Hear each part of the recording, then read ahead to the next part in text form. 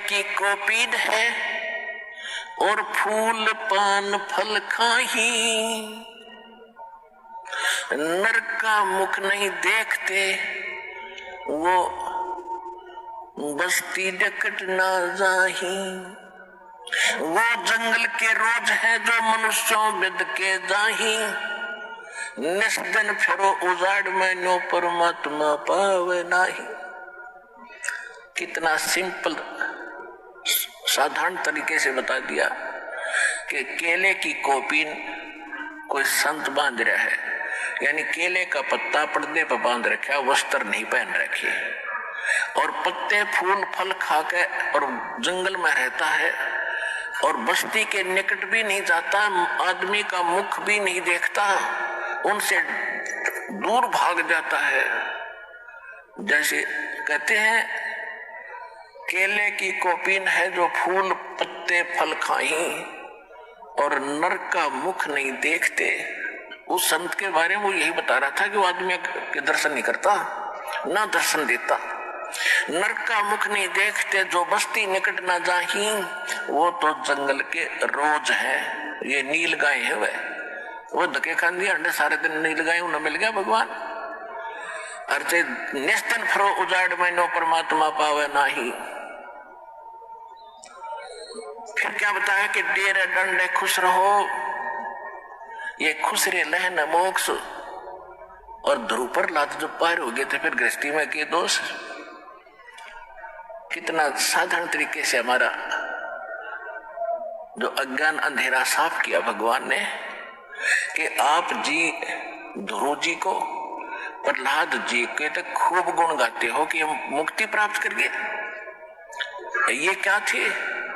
ध्रुव 5 वर्ष की उम्र में घर छोड़ गया था और इसने परमात्मा मिल गए जो इन्होंने, क्योंकि ये पिछले ही अब ध्रुव को तो मिल गए और लाखों वर्ष बैठे हो ना मिले। कहने का भाव ये है कि पिछले जन्म जन्मांतर से कोई साधना करता हुआ आ रहा था और उस साधना के कारण कौन मिला इसको? विष्णु आ गया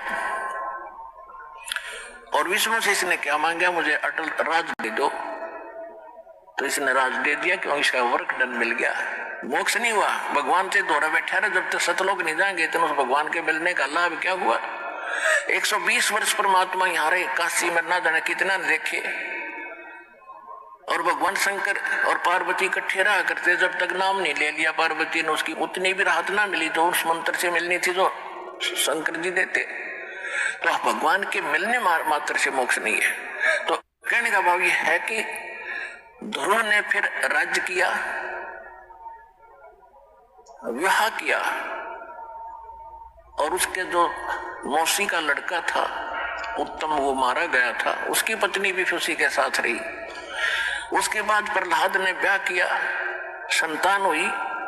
बलि राजा जिसने 100 यज्ञ किए थे 100 मन की, जिससे वो इंद्र की गद्दी प्राप्त करना चाहते थे, जिस कारण से भगवान 52 रूप बना कर आए थे, वो बलि जो है प्रहलाद का पोता था और बैलोचन उसका पुत्र था प्रहलाद का। तो प्रहलाद ने ब्याह करवाया, ध्रुव ने ब्याह करवाए। तो यहाँ परमात्मा समझाना चाहते हैं कि डेरा डंडे खुश रहो। डेरा माने घर। कई ये कहते हैं कि गुरु जी ब्रह्मचारी हो और चेले गृहस्थी हो, वारे शेरो।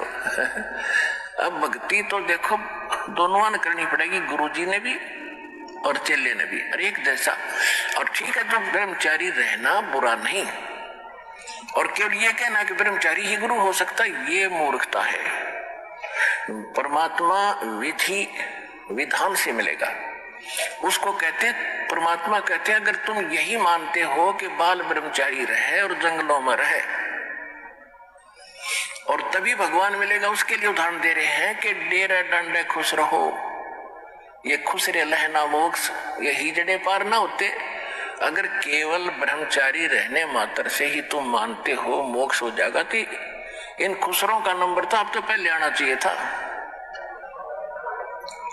और फिर कहते हैं ध्रुव प्रहलाद भी पार हो गए, तुम कहते हो, तो फिर गृहस्थी में के दोष।